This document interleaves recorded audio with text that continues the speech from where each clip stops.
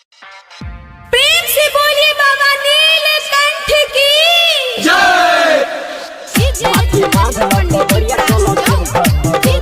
Recording by मां Saraswati recording studio.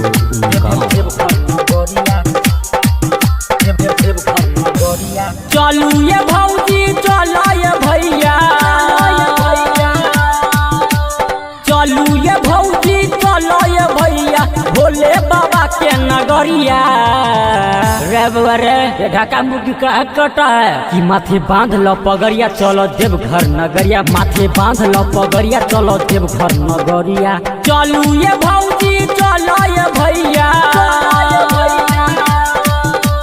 चलू ये भौजी चलो ये भैया, भोले बाबा के नगरिया।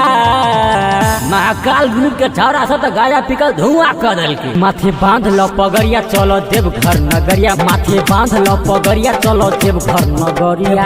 देवघर नगरिया, देवघर नगरिया। मिक्स बाय राजेश वेदांत। माथे बांध लो पगड़िया, चलो देवघर। प्रेम से बोल बाबा भूतनाथ की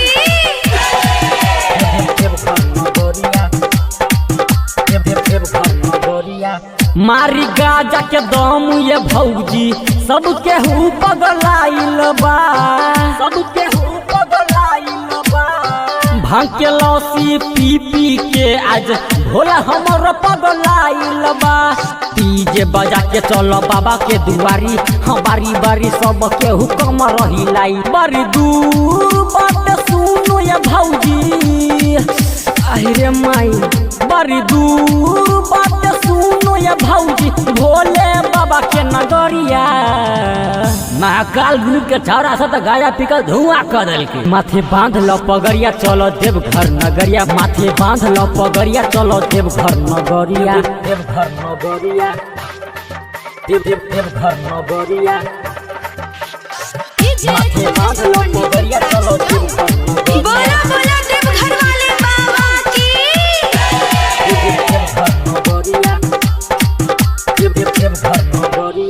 तोहरे चक्कर से सुन ये भौजी भइल सभे परेशान बा, भइल सभे परेशान बा।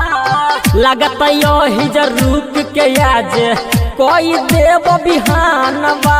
हो राइटर काम तो के बात जनी माना, रंजन देवरू के साथ चली जाना। बड़ी दूर बात सुनो ये भौजी, अरे माई बड़ी दूर बात सुनो ये भौजी, भोले बाबा के नगरिया। महाकाल गुरु के छाड़ा से तो गाया पिकल धुआं कर दल के। माथे बांध लो पगड़िया, चलो देवघर नगरिया। माथे बांध लो पगड़िया, चलो देवघर नगरिया। देवघर नगरिया।